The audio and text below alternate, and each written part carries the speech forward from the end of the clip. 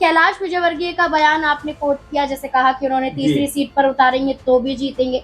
हाल फिलहाल में फिर कैलाश विजयवर्गीय का बयान सामने आता है और इस बार बयान होता है कांग्रेस की एक विधायिका को लेकर, जो बीना से है, निर्मला स्प्रे, उनको लेकर। वो ये कहते हैं कि जब वोटिंग होगी राज्यसभा चुनाव के लिए तो निर्मला स्प्रे बीजेपी के समर्थन में वोट करती हुई नजर आएंगी, बीजेपी का साथ देंगी, कांग्रेस पार्टी का साथ नहीं देंगी।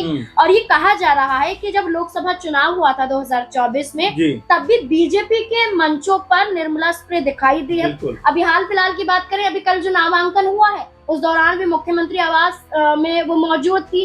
तो ये माना जा रहा है कि निर्मला स्प्रे कांग्रेस से बगावत कर सकती हैं। तो क्या एक विधायक का ये कदम उठाना कांग्रेस के लिए मुश्किलें खड़ी कर सकती है? देखिए, जाहिर बात है, जो महत्वपूर्ण बात निकल के सामने आती है वो यही आती है कि कांग्रेस पार्टी के अंदर जो विधायक हैं, क्या अविश्वास कहीं ना कहीं पनपता हुआ दिखाई पड़ता है। क्योंकि ये तो सिर्फ आपने एक नाम लिया, लेकिन आप देखेंगे 4 से 5 विधायकों के नाम निकलकर सामने आ रहे थे, जिनके बारे में ये कहा जा रहा था कि बीजेपी नेताओं के या तो वो संपर्क में है या उनके मंचों पे भी दिखाई पड़े हैं। तो ऐसे में कांग्रेस पार्टी सतर्क है इन चीजों से, क्योंकि हमने देखा हरियाणा में अभी हाल ही में क्रॉस वोटिंग हुई, बिहार में क्रॉस वोटिंग हुई, उड़ीसा में क्रॉस वोटिंग हुई। तो यहाँ कांग्रेस पार्टी इसी चीजों को पे अंकुश लगाने के लिए अपने तमाम विधायकों को बेंगलुरु भेज रही है। क्योंकि आप देखेंगे सीधे तौर पर बीजेपी के लिए तीसरी सीट बनती नहीं है, आपको 10 से 11 विधायक चाहिए, तब कहीं जाकर आप चुनाव जीतेंगे। तो ऐसे में बिना पाला बदले बीजेपी यहाँ पर चुनाव नहीं जीत सकती। और ये बात कांग्रेस पार्टी अच्छे से समझती है कि बीजेपी ने अगर अपना तीसरा प्रत्याशी उतारा है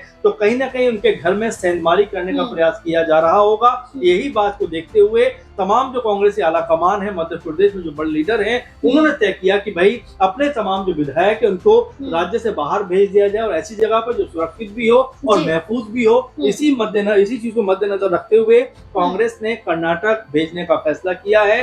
अब जब चुनाव होगा, कहा जा रहा है, तब विधायक जो है मध्य प्रदेश पहुंचेंगे, यानी वोटिंग के दिन पहुंचेंगे, वोट देंगे। उससे पहले किसी के भी संपर्क में विधायक नहीं आएंगे। तो यहाँ पर बड़ा स्पष्ट हो जाता है कि बीजेपी जो मंशा लेकर चल रही थी कि 10 से 11 लोग या विधायक उनके पाले में आ जाएंगे, ऐसा कदम उठाने के बाद क्या उनकी मंशा पे ब्रेक लगता हुआ दिखाई पड़ेगा?